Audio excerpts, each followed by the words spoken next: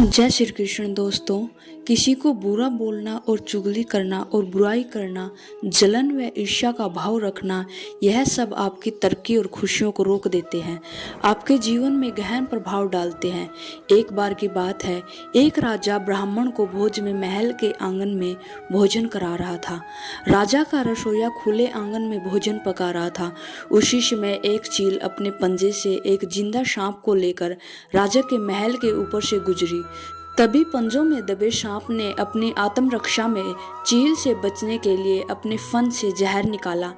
तब रसोइया जो लंगर ब्राह्मणों के लिए पका रहा था, उस लंगर में सांप के मुख से निकली जहर की कुछ बूंदें खाने में गिर गई। किसी को कुछ नहीं पता चला। फलस्वरूप वह ब्राह्मण जो भोजन कराने आए थे, वह उन सब की जहरीला खाने खाने से मौत हो गई। अब जब राजा को सारे ब्राह्मणों की मृत्यु का पता चला, तो ब्राह्मण की हत्या होने से उसे बहुत दुख हुआ। ऐसे में अब ऊपर बैठे यमराज के लिए भी यह फैसला लेना मुश्किल हो गया कि इस पाप का कर्म का फल किसे खाते में जाएगा। राजा जिसको पता ही नहीं था कि खाने में जहरीला हो गया है, या रसोइया जिसको पता ही नहीं था कि खाना बनाते समय वह जहरीला हो गया है, या वह चील जो जहरीला सांप के लिए राजा के ऊपर से गुजरी, या वह सांप जिसने अपनी आत्मरक्षा में जहर निकाला। बहुत दिनों तक यह मामला यमराज के दरबार में अटका रहा। फिर कुछ समय बाद कुछ ब्राह्मण राजा से मिलने आए और उस राज्य में आए, और उन्होंने किसी महिला से महल का रास्ता पूछा। उस महिला ने महल का रास्ता तो बता दिया, पर रास्ता बताने के लिए साथ साथ ब्राह्मणों से यह भी कह दिया कि देखो भाई, जरा ध्यान रखना, वह राजा आप जैसे ब्राह्मणों को खाने में जहर देकर मार देता है। बस जैसे ही उस महिला ने यह शब्द कहे, उसी समय यमराज ने फैसला ले लिया कि उन मृत ब्राह्मणों की मृत्यु के पाप का फल इस महिला के खाते में जाएगा और इसे उस पाप का फल का भुगतना होगा। यमराज के दूतों ने पूछा, हे प्रभु, ऐसा क्यों, जबकि उन मृत ब्राह्मणों की हत्या में उस महिला की कोई भूमिका नहीं थी। तब यमराज ने कहा, भाई देखो, जब कोई व्यक्ति पाप करता है तब उसे बड़ा आनंद मिलता है, पर उन मृत ब्राह्मणों की हत्या से न तो राजा को आनंद मिला और न ही उस रसोइये को आनंद मिला, न ही उस सांप को आनंद मिला और न ही उस चील को आनंद मिला, पर उस पाप कर्म की घटना का बुराई करने का भाव से बख्यान कर उस महिला को जरूर आनंद मिला। इसलिए राजा के उस अनजान पाप कर्म का फल अब इस महिला के खाते में जाएगा। बस इसी ही घटना के तहत आज तक जब भी कोई व्यक्ति जब किसी दूसरे के पाप कर्म का व्याख्यान बुरे भाव से करता है, या यूं ही कहे बुराई करता है, तब उस व्यक्ति के पापों का हिस्सा उस बुराई करने वाले के खाते में डाल दिया जाता है। अक्सर हम जीवन में सोचते हैं कि हमारे जीवन में ऐसा कोई पाप नहीं है, फिर भी हमारे जीवन में इतना कष्ट क्यों है? आइए, यह कष्ट और कहीं से नहीं बल्कि लोगों की बुराई करने के कारण उनके पाप कर्मों से आया होता है। जो बुराई करते हैं हमारे खाते में ट्रांसफर हो जाते हैं।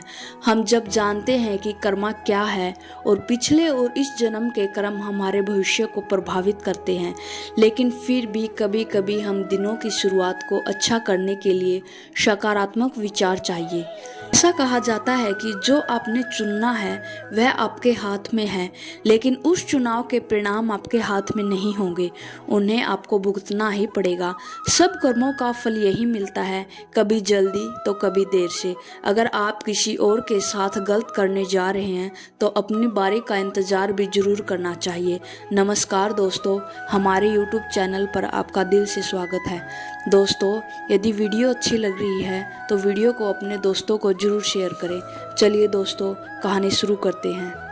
बहुत समय पहले की बात है, एक छोटे से गांव में धन्ना नाम का एक व्यक्ति रहता था। धन्ना एक साधारण किसान था और बहुत ही मेहनती, ईमानदारी और दूसरों की मदद करने वाला था। लेकिन जैसे हर इंसान से गलती होती है, वैसे ही जाने अनजाने में धन्ने से भी कुछ पाप हो जाते थे। उसे उन गलतियों का भुगतान तो नहीं था, परंतु वह अपने जीवन में काफी कठिनाइयों का सामना कर रहा था। एक दिन धन्ना गांव के मंदिर में पुजारी के पास गया और बोला, मुझे समझ नहीं आ रहा कि मैं इतना परिश्रम करता हूँ, फिर भी मेरे जीवन में दुखों का अंत नहीं होता। क्या मैंने अनजाने जाने में कोई ऐसे पाप किए हैं जिनका फल मैं भुगत रहा हूँ? पुजारी ने मुस्कुराते हुए धन्ना को एक पेड़ के नीचे बैठने को कहा और फिर बोले, तुम्हारे प्रश्न का उत्तर एक कहानी से देता हूँ मैं, सुनो। एक बार एक राजा के दरबार में एक ज्ञानी संत आए। राजा ने संत से पूछा, महाराज, क्या पाप के कर्मों का फल तुरंत मिलता है या कुछ समय बाद? संत ने उत्तर दिया, राजन, कर्म का फल तुरंत भी मिल सकता है और कई जन्मों तक भी भुगतना पड़ सकता है।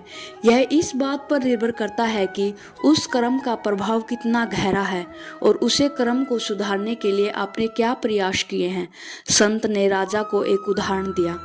एक बीज बोने के बाद पौधा तुरंत नहीं उगता, उसे समय लगता है। कुछ बीज जल्दी उगते हैं तो कुछ वर्षों बाद। उसी तरह पाप का फल भी उसी समय के साथ मिलता है। यदि आप किसी का अहित करते हो तो उसका परिणाम आपको इस जीवन में भी मिल सकता है, और कुछ पाप ऐसे होते हैं जिनका फल अगले जन्मों में भी मिलता है।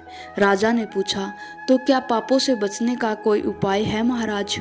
संत बोले, पापों से बचने का सबसे अच्छा उपाय है प्रायश्चित, अच्छे कर्म और भगवान की शरण में जाना।